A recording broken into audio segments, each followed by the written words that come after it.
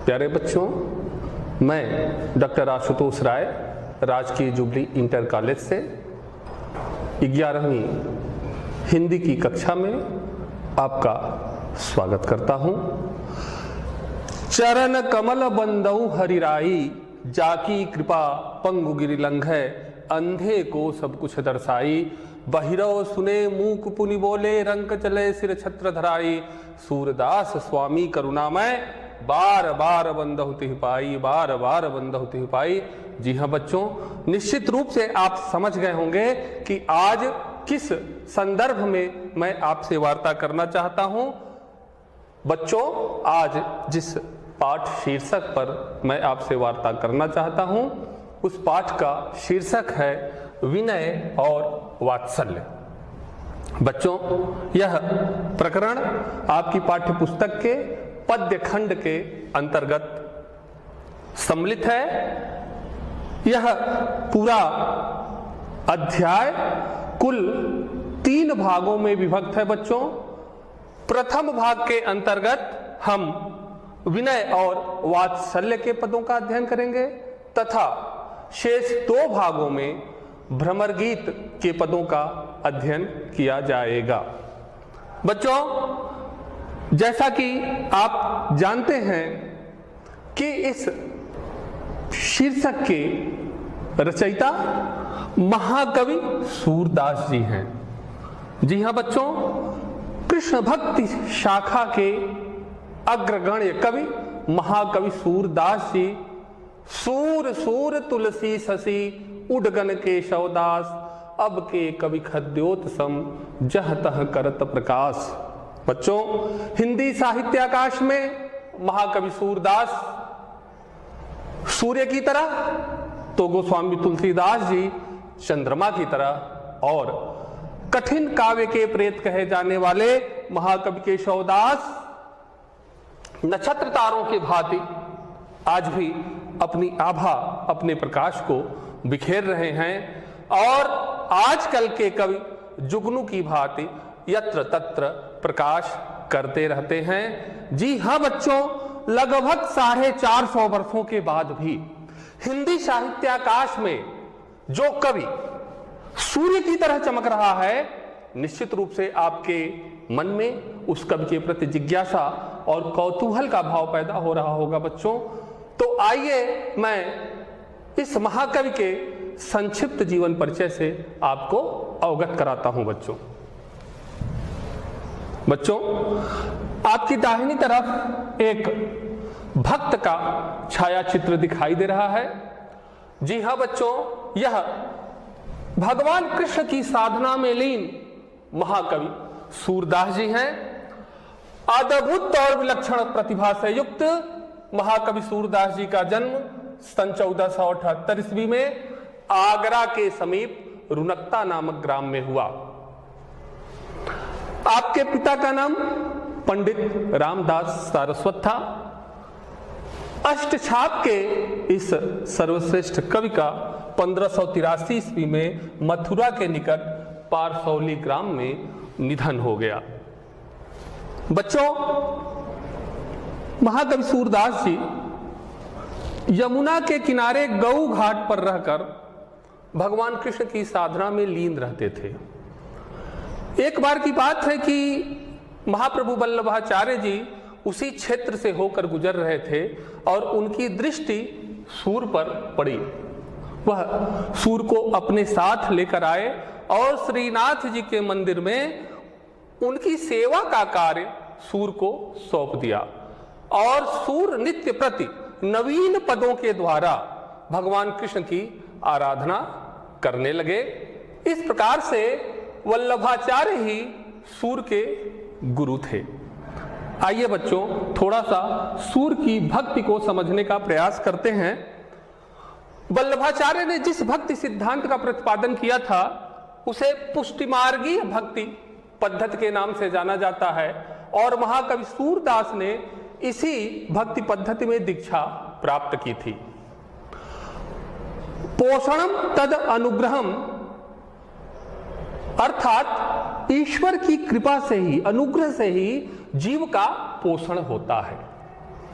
जिस प्रकार से एक शिशु स्वयं को मां के ऊपर छोड़ देता है और मां उसके कल्याण के सारे जतन, सारे उपाय करती है, ठीक उसी तरह से एक सच्चा भक्त स्वयं को भगवान के, ईश्वर के आश्रय पर छोड़ देता है। सूर की भी भक्ति इसी पद्धति की रही। उन्होंने स्वयं को भगवान कृष्ण के आश्रय में छोड़ दिया। दूसरी महत्वपूर्ण बात है बच्चों सूर की भक्ति में कि उनकी भक्ति में सख्य भाव की प्रधानता है। ग्वाल वालों के साथ यमुना के किनारे कंदुक क्रीड़ा से लेकर गोदोहन, गोचारण आदि विभिन्न प्रकार के पद जो हमें सूर साहित्य में दिखाई देते हैं, उन पदों में सख्य भाव की अभिव्यक्ति हुई है। इसके अतिरिक्त सूर की भक्ति में नवधा भक्ति के भी लक्षण पाए जाते हैं। कीर्तन, नाम स्मरण, श्रवण, पाद पूजन, आत्मनिवेदन का भाव, यह सभी सूर की भक्ति को नवधा भक्ति के लक्षणों से भी युक्त करते हैं। जो सुख हो तो गोपाल ही गाए, सो नहीं हो तो जप तप व्रत संयम, कोटि तीरथ नहाए में कीर्तन का भाव, अथवा तुम तज और कौन पै जाऊं, ऐसे को दाता समर्थ है जाके दिए अघाऊं में जो शरणागत और आत्मनिवेदन का भाव है, वह महाकवि सूर को एक उत्कृष्ट भक्ति के रूप में स्थापित करता है। थोड़ी सी चर्चा मैं बच्चों आपसे अष्टछाप पर कर दूं, क्योंकि महाकवि सूरदास जी अष्टछाप के सर्वश्रेष्ठ कवि थे। आचार्यों की छाप लगी हुई 8 वीणाएं श्री कृष्ण की लीला का कीर्तन करने के लिए उठी। उसमें सबसे ऊंची, सुरीली और मधुर झनकार अंधे कवि सूरदास के वीणा की थी। बच्चों वह 8 वीणाएं किन किन कवियों की थी? महाप्रभु वल्लभाचार्य के पुत्र विट्ठल नाथ जी ने पुष्टि मार्गीय पद्धति में दीक्षित कृष्ण भक्त कवियों के एक समूह की स्थापना की, जिसे अष्टछाप के नाम से जाना जाता है। इसमें जो 4 भक्त कवि थे, सूरदास, कुंभन दास, परमानंद दास और कृष्णदास, ये वल्लभाचार्य के शिष्य थे।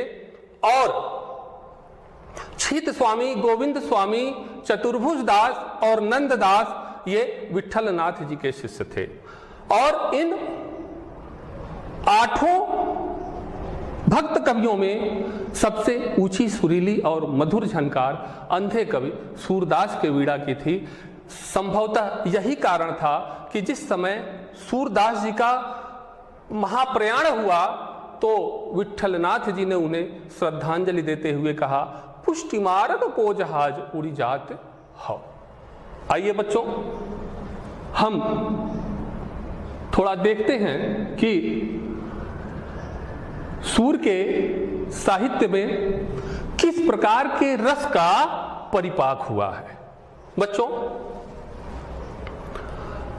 महाकवि सूर के साहित्य में 2 प्रमुख रस हमें दिखाई देते हैं। पहला जो रस है वह है वात्सल्य रस। माता पिता का शिशु के प्रति जो स्नेह होता है उसे हम वात्सल्य रस के नाम से जानते हैं। जसोदा हरि पालने झुलावे, हल राई दुलराई मल्हामे, जोई सोई कछुगावे, किलकन कान घुटुर वन यावत, मणिमय कनक नंद के आंगन मुग्ध धिलेप करावत, मैया कब ही बढ़ेगी चोटी, कितनी बार मोहि दूध पियत भैया जहु है छोटी, मैया मोरी मैं नहीं माखन खायो, ग्वाल बाल सब बैर परे हैं, बर बस मुख लपटायो। बच्चों ऐसे असंख्य पद हैं जिसमें हमें वात्सल्य रस की व्यंजना सूर साहित्य में दिखाई देती है। दूसरा जो प्रमुख रस है सूर के यहाँ वह है श्रृंगार रस। आचार्य शुक्ल ने कहा कि वात्सल्य और श्रृंगार के क्षेत्रों में जितना अधिक उद्घाटन सूर ने अपनी बंद आंखों से किया है उतना किसी अन्य कवि ने नहीं। वे इन क्षेत्रों का कोना कोना झांक आए हैं। बच्चों श्रृंगार के आप जानते हैं कि 2 भेद होते हैं, संजोग श्रृंगार रस और वियोग श्रृंगार रस। संजोग श्रृंगार के कुछ पदों के माध्यम से मैं आपको सूर साहित्य में जो श्रृंगार रस की अभिव्यंजना हुई है उससे परिचित कराना चाहूंगा। बच्चों राधा और कृष्ण का जो प्रथम मिलन है, जो प्रेमोत्पत्ति है, जरा उसकी छटा को देखिए। बूझत श्याम कौन तू गोरी, कहाँ रहती काकी तू बेटी, देखी नाय कबहु ब्रज खोरी, काहे को हम व्रस्तन आवत, खेलत रहते अपनो पोरी, सुनत रहत श्रवणन नंद ढोटा, करत रहत माखन दधि चोरी, तुम्हारी कहाँ चोरी हम लई हों, खेलन चलो संग मिलजोरी, सूरदास प्रभु रसिक शिरोमणि, बातन भुरई राधिका भोरी। इस प्रकार से रसिकों के शिरोमणि भगवान कृष्ण बातों ही बातों में राधा के साथ खेलने चले जाते हैं। और फिर प्रथम स्नेह धुन मन जान्यो, सैन सैन कीन्ही सब बातें, गुप्त प्रीत सुस्ता प्रकटान्यो। भविष्य में जो प्रीत प्रकट होने वाली है उसके बीच हमें शैशवावस्था में ही दिखाई देने लगते हैं। बच्चों, आप जानते हैं कि श्रृंगार का जो दूसरा पक्ष है वह वियोग श्रृंगार रस। वियोग श्रृंगार के अंतर्गत भ्रमर गीत के अनेक पद,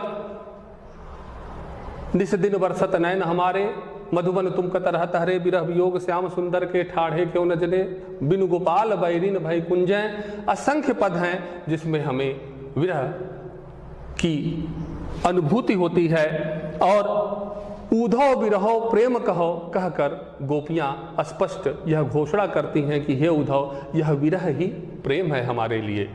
तो इस प्रकार से सूर साहित्य में वात्सल्य और श्रृंगार का प्रमुखता से परिपाक हुआ है। महाकवि सूर की जो भाषा है वह भी ब्रज क्षेत्र की है, काव्यानुकूल है और वह है ब्रज भाषा। आपकी शैली मुक्तक शैली है। किसी भी रचनाकार की कीर्ति का आधार उसकी रचनाएं होती हैं और वही उसकी मानस पुत्र होती हैं। महाकवि सूर की जो प्रमुख रचनाएं हैं, सूरसागर, सूरसारावली और साहित्य लहरी। अकेले सूरसागर के पदों की संख्या ही 1.25 लाख मानी जाती है, किंतु अभी तक केवल 10,000 पद उपलब्ध हैं। किंतु यह पद ही सूर को साहित्य में उत्कृष्ट स्थान दिलाने के लिए पर्याप्त हैं।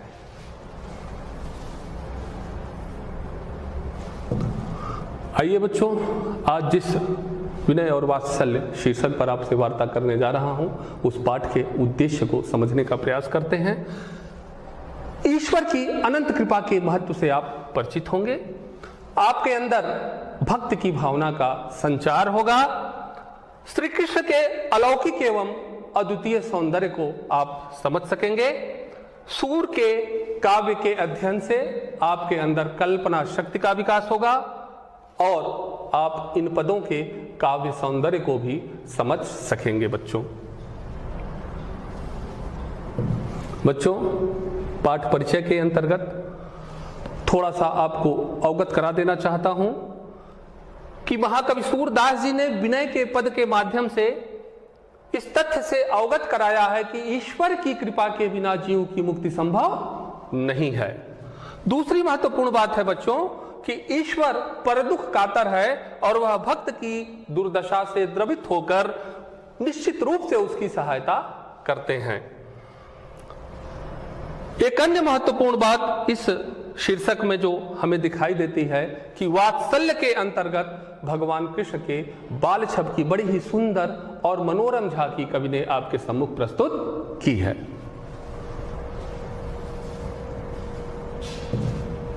आइए बच्चों,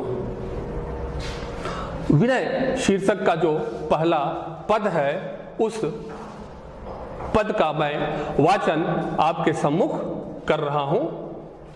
कृपया ध्यान दें। अब कै राख लेहु भगवान, हौ अनाथ बैठो द्रुम डरिया, पारध साधे बान, ताकै डर मैं भाज जो चाहत, ऊपर ढुक्यो सचान, दुहू भाति दुख भयो आन, यह कौनो उबारे प्राण, सुमिरत ही यही डसो पारधी, कर छूटो संधान, सूरदास सर लगयो सचा नहीं, जय जय कृपा निधान, जय जय कृपा निधान। आइए बच्चों, इस पद के कठिन शब्दों के अर्थ से आपको अवगत कराता हूं। पारधी अर्थात शिकारी या बहेलिया, ढुक्यो झपटा, सचान बाज, अहि सांप, संधान चढ़ा हुआ बाण। आइए बच्चों, इस पद की व्याख्या को समझने का प्रयास करते हैं। अब कै राख लेहु भगवान, जब भी जीव या व्यक्ति के प्राण संकट में पड़ते हैं वह तत्काल ईश्वर की शरण में जाता है, ईश्वर को याद करता है और इस पद में भी एक जीव है, एक पक्षी है जो अपने प्राण संकट में पड़ने के कारण ईश्वर को बच्चों याद कर रहा है। आइए देखते हैं। हाँ अनाथ बैठो द्रुमडरिया पारध साधे बान। द्रुमडरिया वृक्ष की डाल पर एक अनाथ पक्षी जिसका इस संसार में कोई नहीं है बैठा हुआ है और पारध साधे बान एक बहेलिया उसके ऊपर निशाना लगाए हुए है। ताके डर में भाजो चाहत ऊपर ढुको सचान। बच्चों उस बहेलिया के भय से अपने प्राण को संकट में देखकर जानकर वह पक्षी उस स्थान से उड़कर भागना चाहता है, उस स्थान से उड़ जाना चाहता है, किंतु ऊपर ढुको सचान। सचान अर्थात बाज पक्षी, एक बाज पक्षी ऊपर घात लगाए हुए है कि जैसे ही यह पक्षी उड़ेगा मैं इसे ग्रस लूंगा। दुहू भाति दुख भयवान यह कौन उबारे प्राण। हे भगवान, दुहू भाति दोनों ही स्थितियों में मेरे लिए संकट ही संकट है। अर्थात यदि मैं वृक्ष की डाल पर बैठा हूं तो बहेलिया मुझे मार डालेगा और यदि उड़ता हूं तो बाज पक्षी मुझे ग्रस्त लेगा। कौन उबारे प्राण, प्रश्नालंकार है बच्चों। हे भगवान, मेरे प्राणों की रक्षा कौन करेगा। आइए देखते हैं बच्चों आगे क्या होता है। सुमिरत ही यही डस्यो पारधी कर छूटो संधान।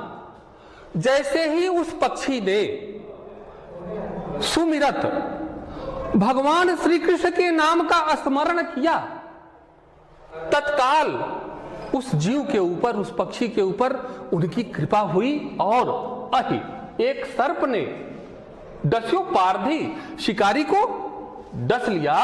कर छूटो संधान और उसके हाथ से निशाना छूट गया। आइए देखते हैं बच्चों वह निशाना कहां जाकर लगता है। सूरदास सर लग्यो सचा नहीं जय जय कृपा निधान। महाकवि सूरदास जी कह रहे हैं कि सर अर्थात वह बाण जाकर उस बाज पक्षी को लगता है। जय जय कृपा निधान। ऐसे करुणा के सागर भगवान कृष्ण की मैं बार बार वंदना करता हूं, उनका जय घोष करता हूं। मूगम करोति वाचालम पंगुम लंघयते गिरिम यत् कृपातमहं वंदे परमानंद माधवम। ऐसे भगवान कृष्ण को मैं प्रणाम करता हूं जिनकी कृपा से गूंगा व्यक्ति बोलने लगता है, लंगड़ा व्यक्ति पर्वत को लांघ जाता है। यहां पर भी बच्चों इसी प्रकार की घटना घटित हो रही है। बच्चों थोड़ी सी चर्चा इस पद के रूपकात्मकता की करना चाहूंगा। इस पद में जीवात्मा रूपी पक्षी संसार सागर रूपी डाल पर बैठा हुआ है। माया रूपी बहेलिया और अहंकार रूपी बाज दोनों उसके जीवन को नष्ट कर देना चाहते हैं, किंतु जैसे ही ज्ञान रूपी सर्प का उदय होता है, माया और अहंकार दोनों का नाश हो जाता है और इस प्रकार से भगवत कृपा से जीव की रक्षा होती है, जीव मुक्त हो जाता है। आइए बच्चों इस पद के काव्य सौंदर्य से आपको अवगत कराता हूं। पहली बात, दुख अथवा संकट की स्थिति में जीव को स्वयं को ईश्वर के ऊपर छोड़ देना चाहिए और निश्चित रूप से वह आपकी सहायता करेंगे। नंबर 2, ईश्वर की असीम कृपा को दृष्टांत के माध्यम से प्रस्तुत किया गया है। नंबर 3, अन्योक्ति और रूप का अतिशयोक्ति अलंकार है। इस पद की भाषा ब्रज भाषा है। शांत रस की निष्पत्ति इस पद में हो रही है। शब्द शक्ति, लक्षणा एवं व्यंजना, गुण, प्रसाद, छंद, गेय पद है बच्चों ये।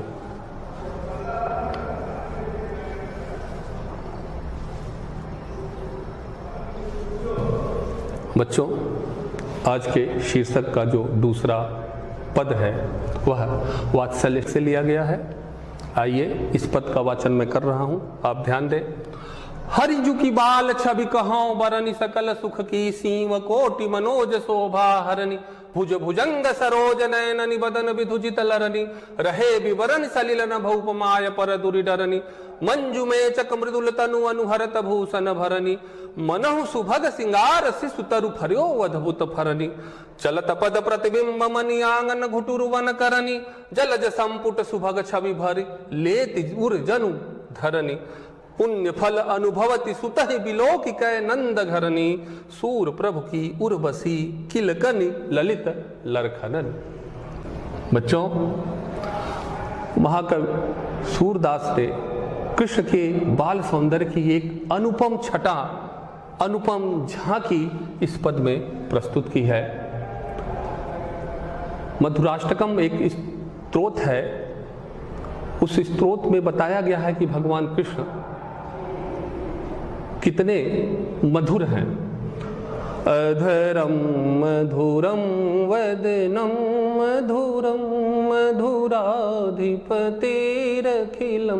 मधुरम हसितम मधुरम चलितम मधुरम मधुराधिपतिरखिलम मधुरम।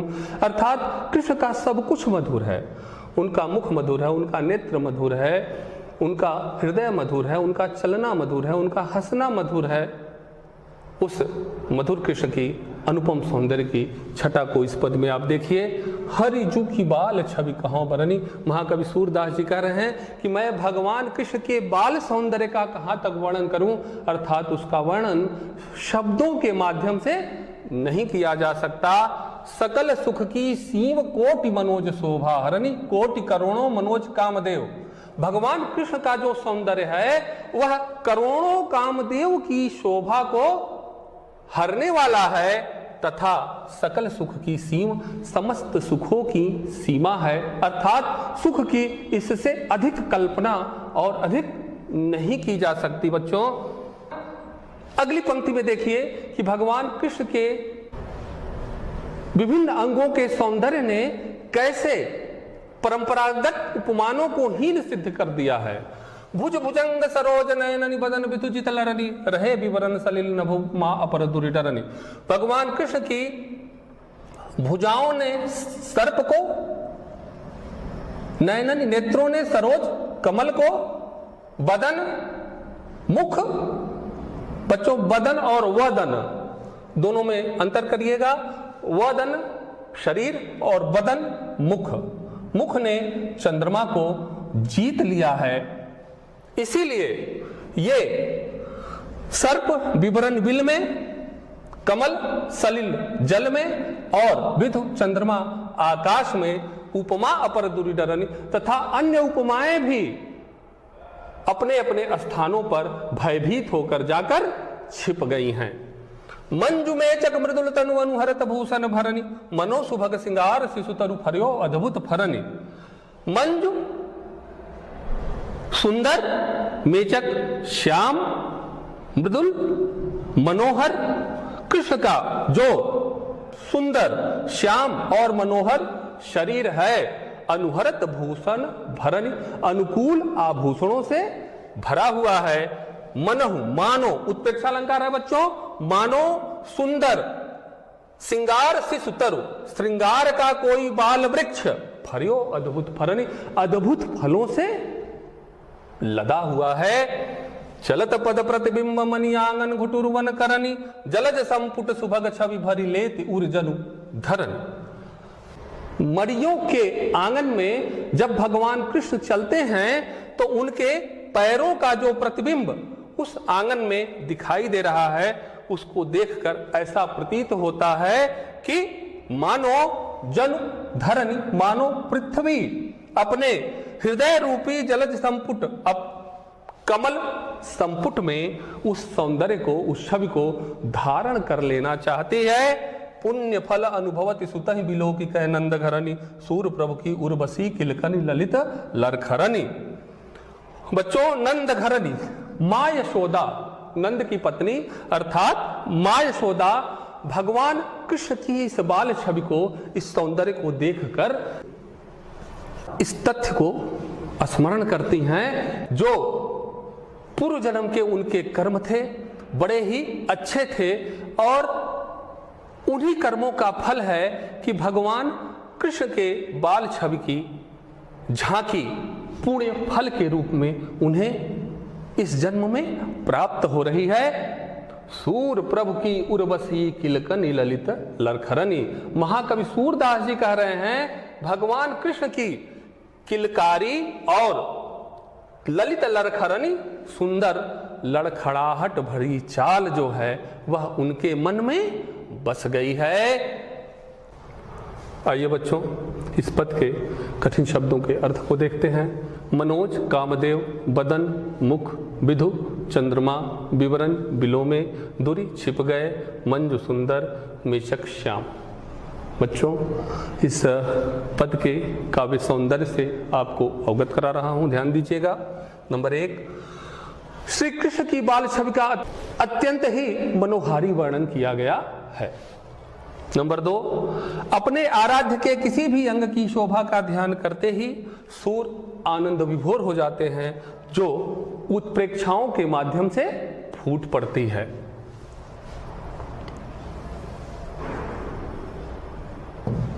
बच्चों, इस पद की भाषा ब्रज भाषा है। अलंकार, इस पद में उत्प्रेक्षा, प्रतीप और अनुप्रास अलंकार का प्रयोग हुआ है। रस, वात्सल्य रस की निष्पत्ति हो रही है। शब्द शक्ति, लक्षणा शब्द शक्ति है।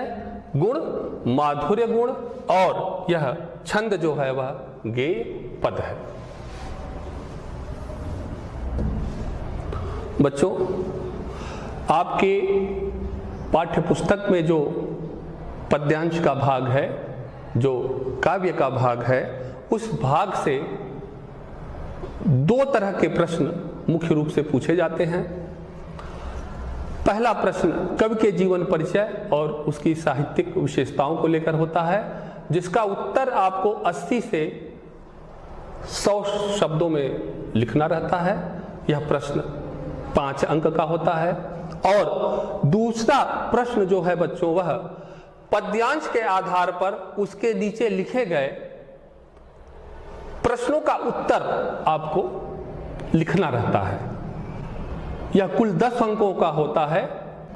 आइए आपको अभ्यास कार्य के अंतर्गत कुछ प्रश्न बता रहा हूं बच्चों।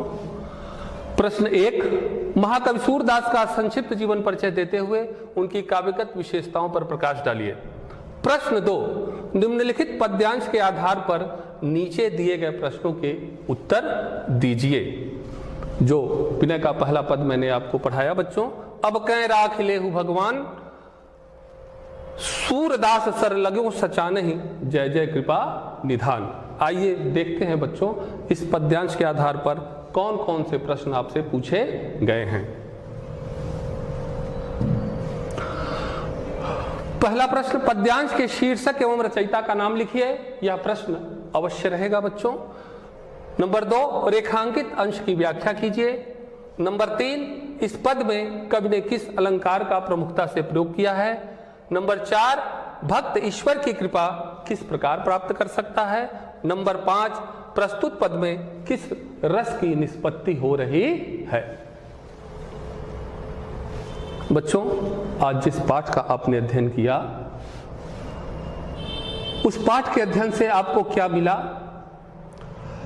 सबसे महत्वपूर्ण बात बच्चों जो इस पाठ के अध्ययन से आपको प्राप्त होगी वह यह है कि जीवन में निराशा और अवसाद के क्षणों में जब भी आप ईश्वर की शरण में जाएंगे, वह निश्चित रूप से आपकी सहायता करेंगे।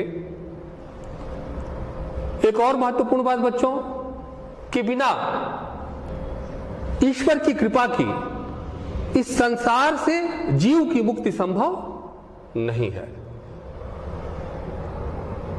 वात्सल्य के अंतर्गत आप भगवान कृष्ण के अनुपम सौंदर्य से परिचित हुए।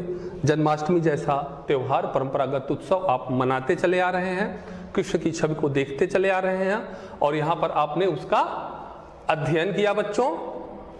एक और महत्वपूर्ण बात बच्चों, परीक्षा में आप उत्तम अंक अर्जित कर सकते हैं। इन्हीं शब्दों के साथ बच्चों मैं अपनी वाणी को विराम देता हूँ।